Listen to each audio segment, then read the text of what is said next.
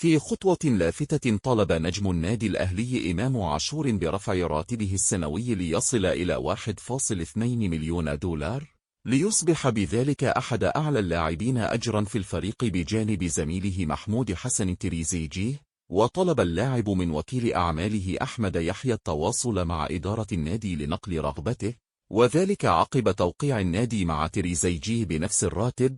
طلب إمام عاشور هذه الزيادة جاء بعد شعوره بأهمية مساواته مع تريزيجيه، خاصة في ظل مساهماته الكبيرة مع الفريق، حيث أثبت اللاعب قيمته الفنية العالية منذ انضمامه إلى صفوف الأهلي، وبعد الاجتماعات بين الإدارة ومجلس إدارة النادي بقيادة الكابتن محمود الخطيب، وافقت الإدارة على تعديل عقد اللاعب ليصبح مجموع دخله السنوي حوالي 30 مليون جنيه مصري، بالإضافة إلى 5 ملايين جنيه إضافية من عائدات عقود الإعلانات والرعاية.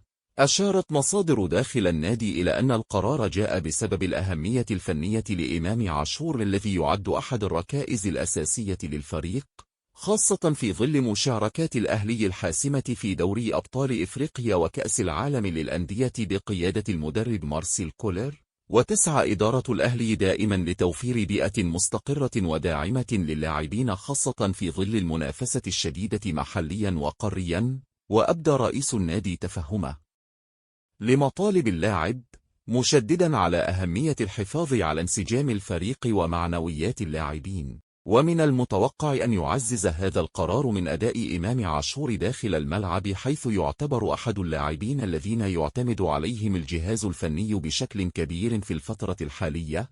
كما يسعى الأهلي إلى الحفاظ على نجوم الفريق، خاصة مع اقتراب مباريات حاسمة في البطولات القارية.